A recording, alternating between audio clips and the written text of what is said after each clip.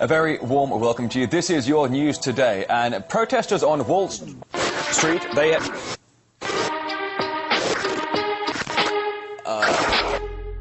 Ladies and gentlemen, you're tuned in to the Juice News set again, where we're examining the status of the human experiment. Is it succeeding or will it have to be aborted? We pursue a prognosis in this rap news audit. As you know, the globe is urgently trying to make sense of our global economy and its arcane trends as financial temples teeter. The priesthood is scrambling to maintain our confidence in markets and banking after derivatives, quantitative easing, trade imbalances, recession, low GDP, nations close to collapsing, and subprime loans, foreclosed homes, and people's taxes spent to bailouts and big to fail, AAA banks again. Fear levels rising as the US crash seems imminent, having smashed the debt ceiling of 14 trillion despite protests and clashes in Athens streets. The IMF imposed structurally unjust programs in Greece, where in fact the term economy...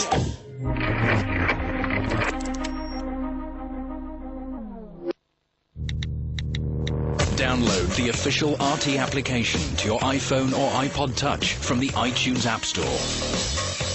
Watch RT live on the go. Video on demand, RT's live broadcasts, and RSS feeds now in the palm of your hand. Question more on RT.com.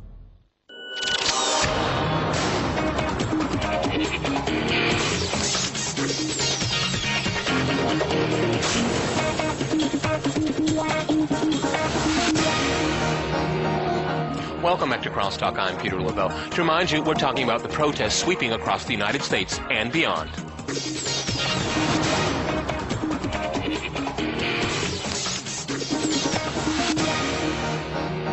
Okay, James, I want to go to you because you were very, very complimentary to Frances's last comment before we went to the break, and I don't want to. I want to see if I can. Put you guys on the spot here, James and Frances. First, I'll go to James here. I mean, if the system isn't the solution, you can't work within the system because the system is so dysfunctional. How do you create a new system without being systematic, creating something? Because, again, this consensus, I mean, I like the rhetoric. I'm very interested in it. It does remind me of Eastern Europe fighting communism in the 1980s, and it's all really nice to hear. But, you know, even Solidarity had to build a strong organization to finally defeat the communist regime. Eventually, you have to do that. You have to have leaders, you have chapters, and you have runners, and all these types of things here. I mean, how do you square the circle?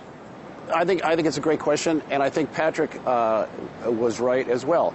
The question is, when do those social movements that Frances cites, when do they become political in a sense that we now would recognize? Yeah. If you look at the American Revolution, for example, in 1772, would anybody say there was a revolution going on? No. I mean, the thing died in 1770 with the Boston Massacre, and it didn't get reconstituted until 1773.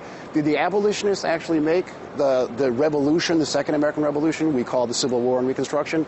No. There had to be a translation from abolitionism to political anti-slavery. We're not at that stage yet.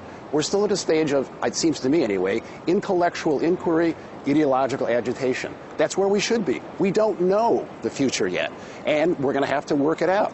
But eventually, yes, we're going to have to do something political. Now, it seems to me completely pointless. Well, then, Frances, it kind of begs the question, then what do you do? Where do you go? I mean, like I said, I'm very sympathetic to it, but, I mean, I don't see how you get from point A to point B, let alone get from A to Z. Well, first, you're treating movements as if they occur at a single point in time.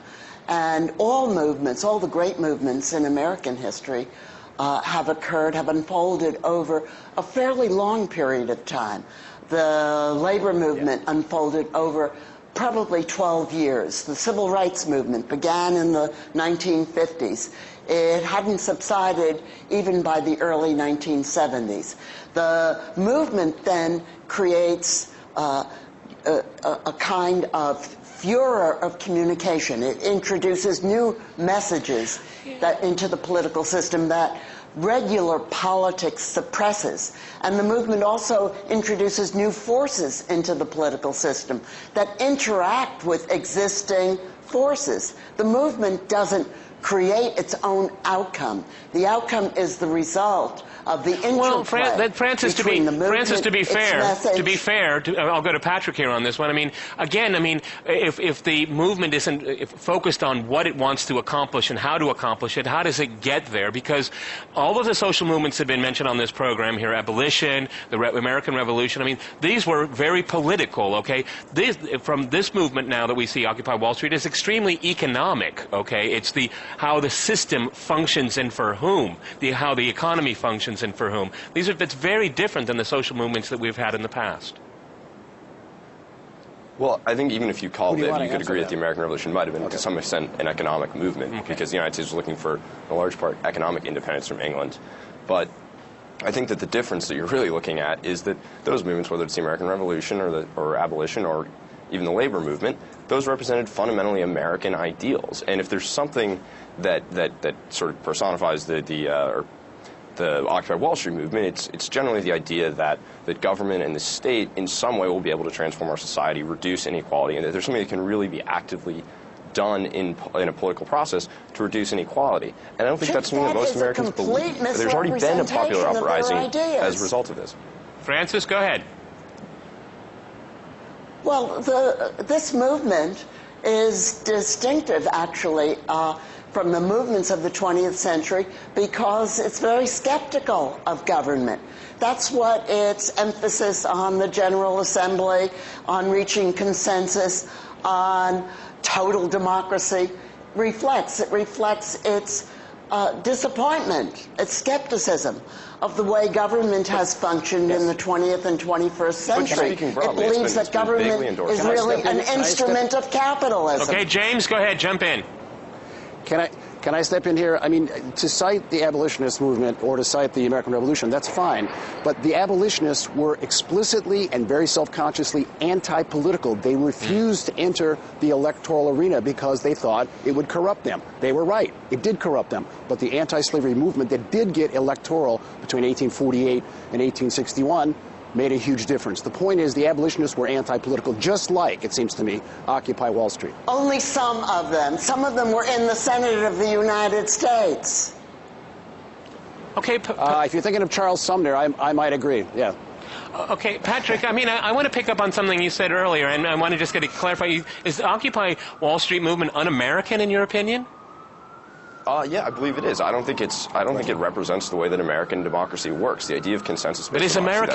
But is American democracy working? Is it working for the average person today? Well, the average person, our economic system, I won't deny that our economic system isn't treating the average American very well right now. But that doesn't say that the system is fundamentally flawed. And our political process, democracy is ugly. Democracy takes time.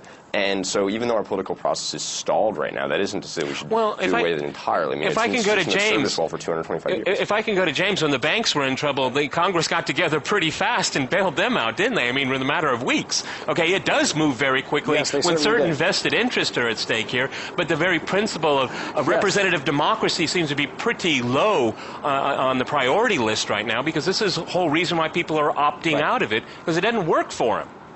I think Occupy Wall Street is quintessentially American because its fundamental question is, how do we achieve equality? Patrick may be right. Democracy is ugly and it works slowly and it doesn't work on consensus. Even so, it seems to me that the fundamental question they're asking is, how do we achieve equality? There's nothing more American than that.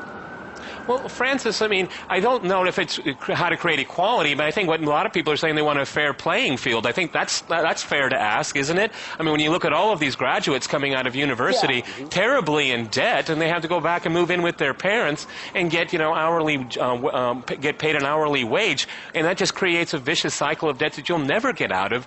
And I think that's a good enough reason for a lot of people to protest. I mean, the system doesn't help them. The system helps the people that have vested interest in keeping the system the same way as it is today. I agree. And I think that most of the participants in Occupy Wall Street would agree. The issue is extreme inequality and a political economy that isn't functioning for 14 million unemployed, for the millions of young people who graduate from college only to find themselves deeply in debt and unable to get a job, for the people who don't even get help from the tattered safety net in the United States. And meantime, and everybody knows this now as a result of the scandals that emerged during the financial crisis. Meantime, lots of big companies hardly pay taxes. We bail out Wall Street. We bail out General Motors. And the banks refuse to write down the principal of inflated mortgages. The system isn't working for lots of people in the United States. Patrick, I'm going to quote something that you wrote I think is interesting. You're talking about the Occupy Wall Street movement. Their food system does seem to encapsulate quite neatly their vision for how the world should work. Free, high-quality stuff should appear for their consumption. What do you mean by that? Well, I mean, I think that it was a particularly funny thing because the food that's why I quoted it. Go ahead. They're getting these like high-quality vegan pizzas, and a couple of their cooks were actually employed at Blue Hill, some extremely expensive restaurant in Westchester County. And it just symbolizes why it's not really the 99% of America out there. It's to a large extent sort college graduates, just basically who are overeducated or well-educated, whatever you want to call it, who like to, sort of get up there and do their democratic thing. But those really aren't the people that are hurting in America. And I think that this did represent those who are oppressed in America. And just let me finish. I mean, the college, if it's really about, say, writing down student loan debt for college graduates who are unemployed now, I mean, college graduates are the only segment of America right now that are actually doing very well. The unemployment rate among them is only like 4 or 5%. And they're the only ones whose incomes have grown over the last 20 or 30 years. I mean, that's a perfect example of why Occupy Wall Street is really representing sort of the lamentations of the chattering classes, and not of the middle Americans who are really hurting. James, you want to jump in there? The chattering classes. Go ahead. Yes. I have to say, Patrick, I find that ridiculous. The permanent residents of Zuccotti Park might well fit the demographic that you're citing, unemployed college graduates. But if you watch what happens after hours, after people have gone to work, it's very, very different. If you watch the demonstrations, if you watch the marches, if you participate in them, you'll see that the labor movement is there. You'll see that all kinds of people are there. In fact, the mail that I got after I did an interview for Rutgers on this question came from people who said to me, I can't get there. I work for a living. What do I do? I want to support this movement. I cannot because I'm working 9 to 5. What do I do? So I think that's a mischaracterization, at least, of what's happening down there. Frances, I want to give you the last word on this program. A year from now, where is this movement going to be? I think a year from now, this movement will have fanned out from the parks and plazas where there are relatively small encampments of people. By the way, all movements begin with relatively small groups. The civil rights movement didn't start out as a majoritarian movement, nor did the American Revolution. This movement is, in that sense, fits the pattern. Frances, I'm going to have to jump in here. Very, very interesting discussion, folks. Many thanks to my guests today in New York, and thanks to our viewers for watching us here at RT. See you next time. Remember, crosstalk rules.